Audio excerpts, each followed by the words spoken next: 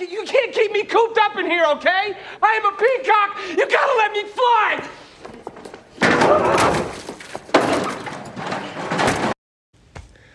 Hello there, and welcome to the Poppycock Podcast, where the topics don't matter and we're not experts.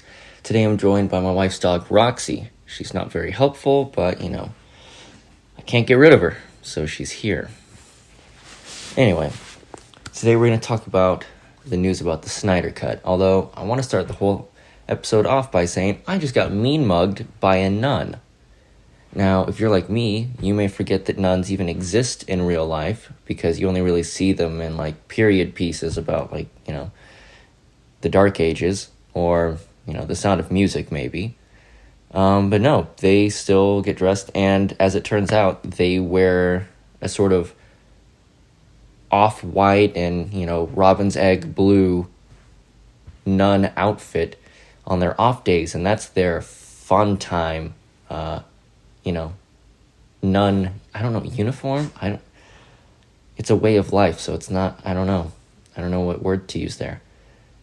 But yeah, where me and my wife live now, we are right behind some nuns, and I was walking my wife's dog, Roxy. There you are, girl. And she went out there and she chased a squirrel, as she does, and she went to go poop. And while she was pooping, her butt was facing towards the nun, and the nun kind of walked away and then turned back and craned her neck as far as she possibly could and made this ugly face as though she were disgusted by poop, something I'm sure that nuns do as well. I mean, they're not like another species. They're still human. Yeah, so I got mean mugged, because then she looked at me like, aren't you going to pick that up? I'm like, it's my yard. They're about to mow the lawn here. It's basically fertilizer. Also, we're out of baggies. I don't know. It was, the fact that nuns are a real thing, I mean, it's totally believable, but it's kind of bizarre. The same way giraffes are real, but you haven't seen one, so when you see one, it's sort of like, whoa, a giraffe, even though you're clearly aware that they're a real thing. But this one glared at me and gawked at my dog's butthole. So that's been my day so far. Anyway, just a fun story before everything got started. Apparently nuns can be really dickish. What are you going to do about a problem like Maria? Anyway, the Snydercut. I mean, let's just approach this as though you know nothing about it. So let's take a look back at how we got to where we are first. So Zack Snyder was appointed as basically the head of DC's new films because although they'd enjoyed success with Christopher Nolan's Batman trilogy, it would be a little bit ridiculous to watch Christian Bale gargle his way through a Justice League movie with characters like The Flash, Green Lantern, Martian Manhunter, all of the go-to characters from comic books and the acclaimed Justice League Unlimited animated series, which is basically like the Bible when you're discussing DC characters. The only problem was they had appointed Zack Snyder basically because they'd seen what George Lucas had done for Star Wars, and they'd seen what Kevin Feige had been doing for Marvel, where you look at the script ideas, you look at the characters, you make sure all the TV shows and movies and books integrate well together, you come up with plans for the future, and you're basically steering the ship. People can bring you ideas, people can do all of the heavy lifting, but it's you who decides what lives and what dies in regards to production. You decide how it's going to turn out.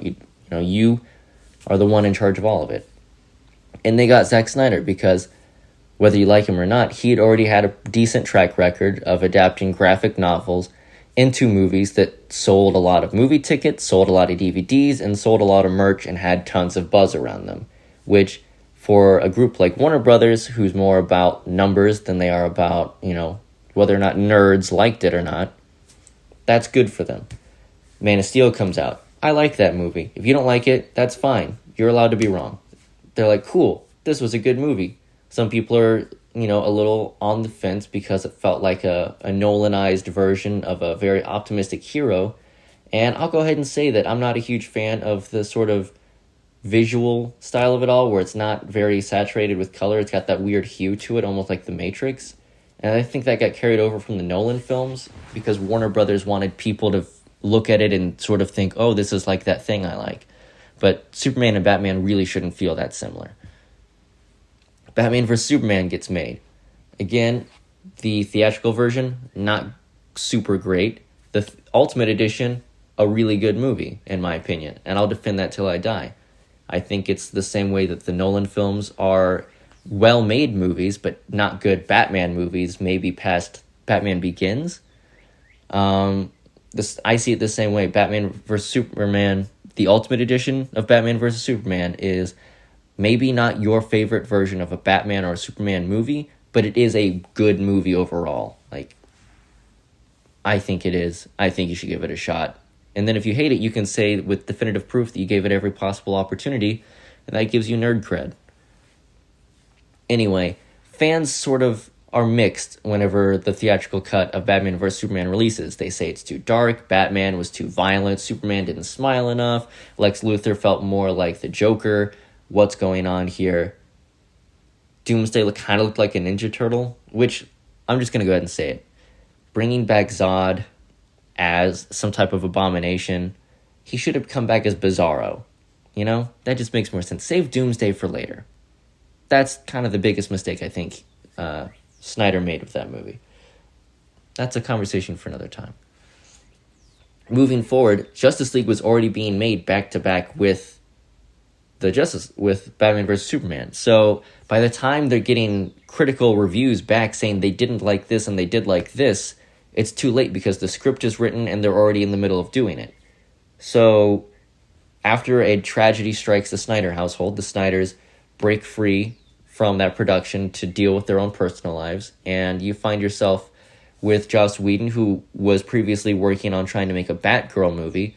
He comes in and he handles the rest of it. Now, from what Zack Snyder has said recently, maybe 25% of what you saw was what he filmed, and usually out of context. He hasn't seen the movie himself. I do not blame him. He worked very hard to make a movie that is most certainly not. And it was a movie he made during the loss of a child. So there's probably a lot of emotional investment, and I would argue that the struggles of that probably are what led to such a dark tone, striking over Batman vs. Superman, as the family was dealing with a lot of stuff, and then that was sort of the exclamation point of all of that struggle and turmoil, was the loss of a family member. So, it came out a little darker. It happens. They keep working through it. They get Joss Whedon on board. The movie comes out. It's both bad and forgettable. Never a good combination. You either want to be good. If you can be good and forgettable, at least you're a good movie. If you can be bad but memorable, then people are going to talk about you, and you get almost this infamy, like The Room or Spider-Man 3, where you're like, wow, what a bad movie. You want to watch it? This was bad, and it wasn't even fun to make fun of bad. It was just like, it was like watching the Batwoman CW show. It's just boring bad. It's just the visual effects aren't good. The writing sucks.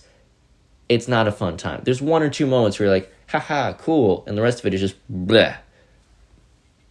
Not to mention there's this weird thing because Ben Affleck had left and started eating like a normal person. So in one moment, he's got this chiseled jawline and cheekbones that could kill a man. And then he steps through a doorway and all of a sudden his face is puffed up from alcoholism. And you're like, wow, go back into that other room, man. You looked way better there. Fans were upset and they said, this isn't what we were promised. So let's push to get Zack Snyder's version of the movie made. If he directed it, if he wrote it, there's got to be enough there to patch it together and make at least a rough cut of, Snyder's version of the Justice League. Hence the Snyder cut. Release the Snyder cut. That's pretty straightforward. They want you to release the cut that Snyder made. Release the Snyder cut. Becomes a hashtag. 2 years after the film's release, becomes the highest, the number one trending hashtag worldwide. It is the most tweeted about Warner Brothers movie ever, and it didn't even exist yet. They took out the Snyder Cut movement, raised oodles of cash of the thousands, maybe millions. I think they might have broke 1 million or something, but I know it was definitely a lot of thousands for suicide prevention and suicide awareness charities, because suicide was what struck the Snyder household. And they raised enough money to bring up a billboard in Times Square saying, release the Snyder Cut. They got one of those banners that trails behind a plane and had a fly over Comic-Con with a banner that said, release the Snyder Cut. And these are very creative marketing tactics they're taking there. And I really, as a marketing guy, I enjoy that. And, it picks up a lot of speed. And now we come to this point where Zack has been trickling out photos and videos of his production process and pre-production process on Justice League and his version for it, showing really finalized scenes that he shot, visual effects that are pretty darn good. And you've got people like Jason Momoa, who is like, I've seen his version of it, and it's pretty wild, man. And producers who have now seen it, from both DC Comics, from Warner Brothers, from the HBO Max people, those people have said that it's sort of like a really well-made car that's just sitting on a chassis. It's like, it's brutal, it's got some like paneling, and it's got everything you need to really get invested in it, but it doesn't have all of like the cushions on it. It doesn't have the final touches.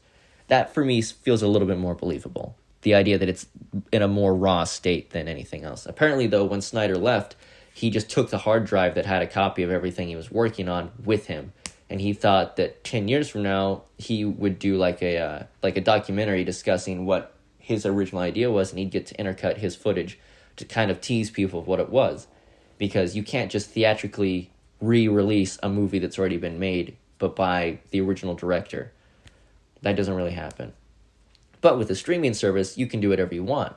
And so, yes, while I'll go ahead and say that Snydercut has gotten some bad rep because everyone involved, from, craft services up to visual effects, directors, board members on the Justice League movie, in Warner Brothers in general, every actor involved in it, anytime they tweet, you get a million bots saying, release the Snyder Cut, blah!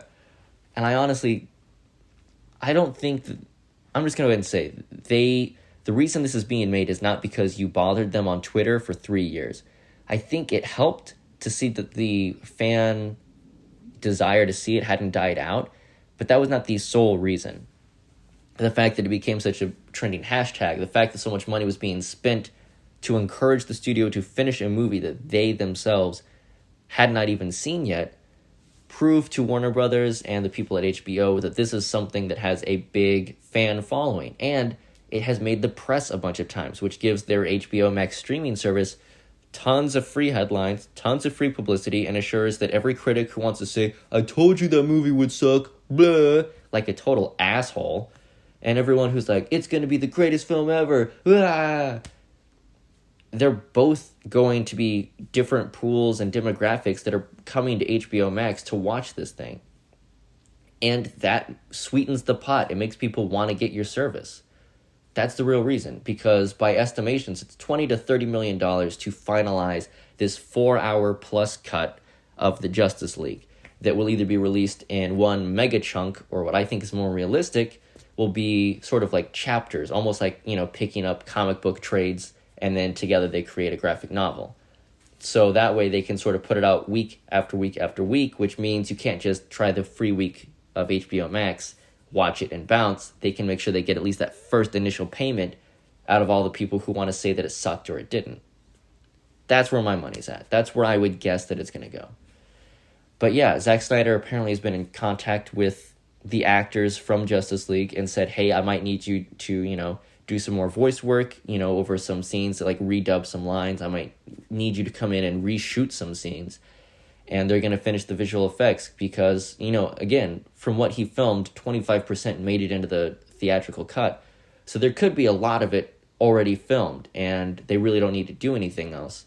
Or it could be that, they have a lot to do. There's really no way for us as outsiders to know. You can hear rumors and happenstance all you want. There's no definitive, this is the elements that need to be worked on, these are the scenes that need to be added, but from what we know, the original version of it even had like Martian Manhunter and Green Lantern, and the opening sequence had more Green Lantern, and Darkseid was in it, and it was a much more cohesive and sensical film. And if you like Zack Snyder's work, and I'm of divided mind on it, I enjoy some aspects, I don't enjoy others, I think that it's important that no matter if you hate Zack Snyder and you want to crap all over the people who are happy about this, don't. Because we're living in a time when a virus is killing tons of people, where we're all stuck inside, where people's jobs are disappearing. It's stressful. What is so bad about letting someone be happy? Imagine you saw some idiot get a balloon animal from someone on the street and it filled them with joy. Would you say, "Oh, that's funny, your balloon doggy, he looks like a big wiener, ha ha ha ha ha"? Would you try to go out of your way to ruin that moment for someone else? You shouldn't. I mean, some of you would, but you shouldn't. So what's the point? Just because it doesn't make you happy doesn't mean it can't make someone else happy. You know, when my wife finds out there's another episode of Grey's Anatomy, she's ecstatic. I could not care less. I think the main character sounds like she's constantly crying or about to talk like a baby. Like, "Oh, okay, his uterus is breaking. Ooh." That's how she sounds. I hate that. She loves it. But I'm not going to say that to her face because she's having a good time. And she deserves to be happy. Especially in these times. Generally, don't be a dick. But I think we can all agree we should definitely take that to the next level in these times. Happiness is not as plentiful. And if you are wildly ecstatic and all you can think is, "We were right, the Snyder Cut does exist, it's going to happen, you suck, blah," chill out, okay? In no other version of the world would the Snyder Cut ever see the light of day. And it would have ended up a documentary 10 years from now if it wasn't for a streaming service and if it wasn't a business move that was the amount of money it takes to make one episode of Game of Thrones gives them 4 episodes of the most sought after and talked about superhero series ever that will sweeten the pot to come to hop on their streaming service. It is 100% a data-driven move to get people onto their streaming service and to get as much positive PR, to get Zack Snyder back on Warner Brothers track so all of his fans come back to them, to drum up stuff. And if it does well, they might even do more stuff where directors get to take their own Elseworld style stories and make it a limited series on there.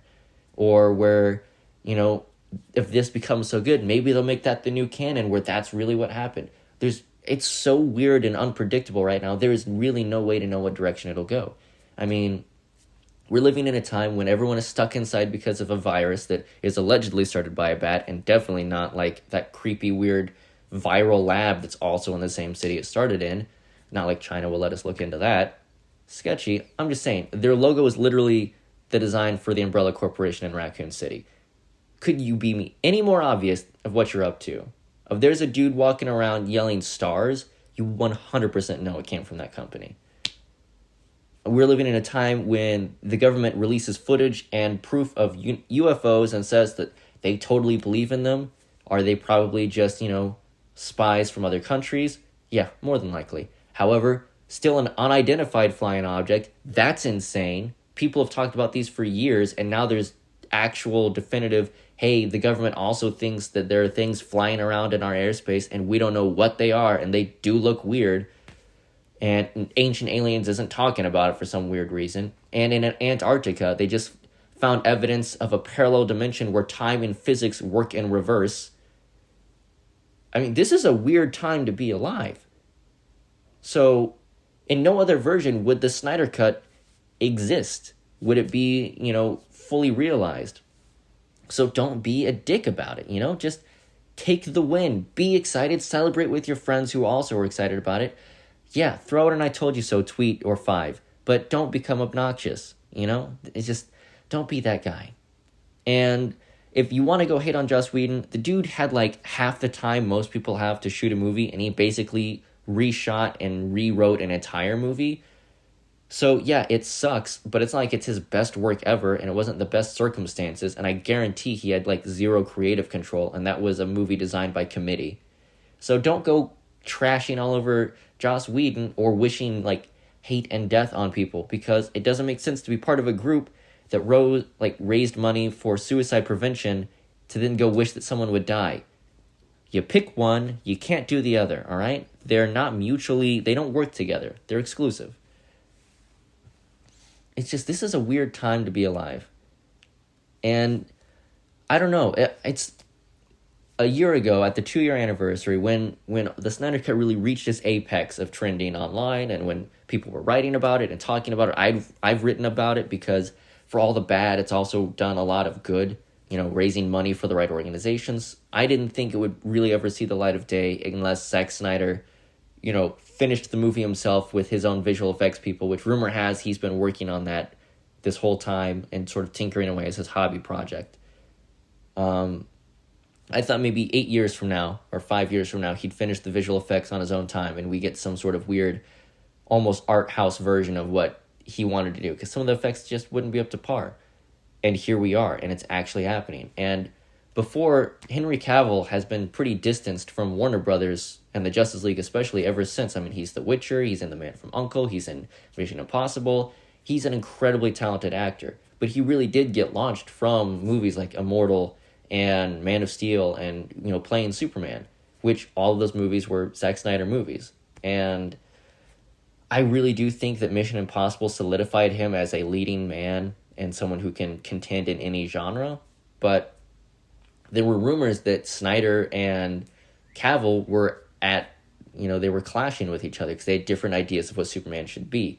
However, Snyder has said from the day that this all really started that the characters you see in Man of Steel and Batman vs. Superman and Justice League, that's all them sort of transforming into the characters, from the comic books, where Superman will be hope, justice, truth in the American way. Batman doesn't kill, and he has a code again, and he's gotten his life back together to some degree. He's stopped grieving over the loss of a Robin. Wonder Woman isn't scared to step out and, be part of the world again and reconnect. Aquaman didn't even have his trident in Justice League. It was, his mother's weapon. So the characters were not meant to be fully developed yet.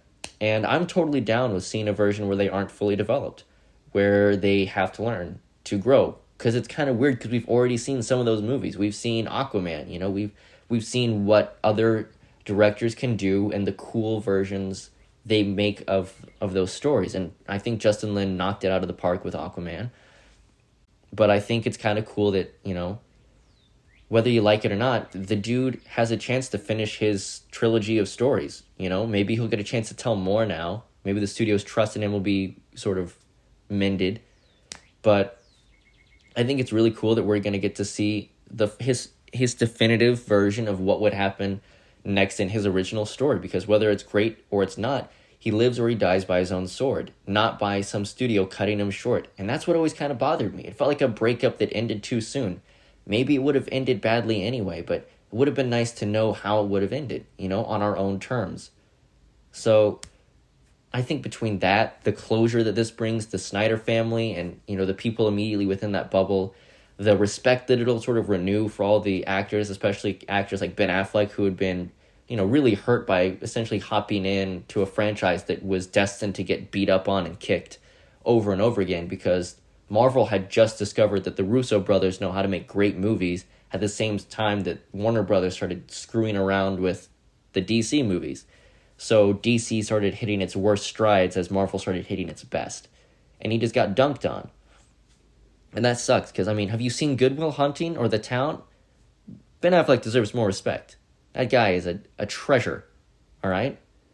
So it's nice to see that all these people and Henry Cavill, who had again distanced himself, all coming back and talking about this and being optimistic and happy and promoting it. Because, even though these aren't people that we know personally, maybe you know Gal Gadot personally, maybe you go out for drinks, but honestly, ever since Wonder Woman, me and her really haven't been friends. I would argue our friendship dissolved around Fast and Furious, but, it's been rough. She changed, and I couldn't put up with that anymore. I know these people aren't our friends, but isn't it kind of nice to hear that these people who pretend to like each other actually are on good terms? I don't know. I like hearing that people are friends with each other. That's just a positive and nice thing to hear. And again, this is a time when we can take positivity. We need it. We need it from wherever we can get it. So, yeah, the Snydercut looked like a hopeless hashtag. Maybe something that might raise enough money to do some good for a couple charities. Would sort of be this infamous looming question that Zack Snyder could never escape with any subsequent film or series he worked on. Like, hey, was that real? You're like, I don't know, was it? I'm not legally allowed to discuss it because of a non-disclosure agreement I signed. That would look like that was our fate.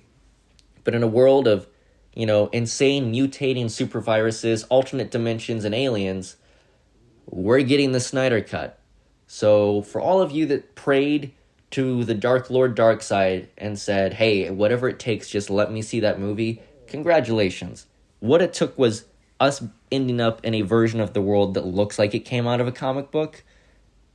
That being said, I'm definitely going to check this out. As a fan of, like Terminator, Jurassic Park, and DC Comics, it's been a rough couple years for those franchises, and it just feels kind of nice to potentially have another good Justice League movie and or miniseries. And I'll take it where I can get it, I'm cautiously optimistic. Look, if the movie or series that it is sucks, I'll be honest about it. I'll say that it sucks. But we'll at least have closed that chapter and we can move forward. And if it's great, that'll be awesome too, because that means that, we'll have had all this and we'll get to enjoy something good. And no matter what, you're getting more Justice League. You're getting more of these great actors and actresses. So it can't be that bad. And it'll be really cool to do a compare and contrast to see what was different, what Joss Whedon did, what Warner Brothers changed, what Zack Snyder's original vision always was. If nothing else, this is a great science experiment and a sort of way to study how movie production even works. So it'll be an interesting time for sure. And I mean, yeah, just be happy that this is happening. You either have something you can talk about how bad it sucked, or you can talk about something about how great it was and how much you enjoyed it. It's a win-win for everyone all around. So just be excited for it, or at least cautiously optimistic. We live in a world that is crazy. Sometimes that crazy is a little bit less dangerous than the other ones, and between alternate dimensions, aliens, and viruses, I'm going to argue that a series that may or may not be good, that's the tamest version of crazy we've had in a while. And boy, I'm happy for it. This has been another episode of the Poppycock Podcast. I hope you enjoyed it. I hope it was a little bit informative. And I hope if you were really entrenched in one side of the camp or the other, hating or loving everything involved with this, you've at least learned that there is such a thing as, being in the middle, being, reserved a little bit and not treating people like trash because they have a different opinion. If you made it this far and you just listened anyway for personal validation, hey, whatever, you listened to it, that's fine. Just, there you go. And as a final parting thing, a while back, my brothers and I had a discussion, and it led to me writing a short story that is up on our website right now. It's called A Cold Night in Gotham, and I'd love to make it into a short film someday, but because money is not plentiful and everyone is in lockdown, that's not going to happen for a while. So instead, me and a few people are going to turn it into sort of an audiobook-style drama with sound effects, some music, voice acting, and it'll be basically like a short audiobook version of this story about some GCPD, some police officers from Gotham transporting the Joker and discussing whether or not killing the Joker would actually be the right thing to do or not. I mean, do you save potential future victims that are almost certainly going to happen? Or, but do you also cross that moral line that you agreed never to do and you turn yourself into a villain? Or do you follow the rules and not break your own moral code, but basically assure that innocent people will suffer, including maybe people that you personally know and care about? So I think it sort of answers a lot of questions of why the Joker hasn't been killed either by his own antics or someone else yet, and why he's still alive, why the death penalty hasn't been a thing. And it just asks some questions. It's totally an Elseworld story. It doesn't have to fit into your version of the definitive Batman and Robin and Joker and everything else. But to me, I try to distill as many of the most iconic versions of the characters into one version that really represented them well. So I hope you can check it out on our website, Jibber, which is jibjab.video.blog. Just look that up, A Cold Night in Gotham. And eventually we'll release that as one of these podcast episodes. Maybe we'll give you some teasers along the way, give you a couple clips. But we will warn you, the first or the last podcast episode that goes up before that comes up, we'll say, hey, our next episode is going to be this. That episode will start off with hey, normally this is a podcast. This time it's an audio drama. So here it is. If you're just here to talk about silly things, you don't have to listen to it. But if you're interested in it, you'll at least have something you can do. And, it should be interesting. It might totally suck. We are not voice actors, but I think I know enough people that sound like the characters I wanted initially that it won't be very hard to get them to the point where they sound like the characters. So, again, thank you for listening, and I hope you have a wonderful day in lockdown.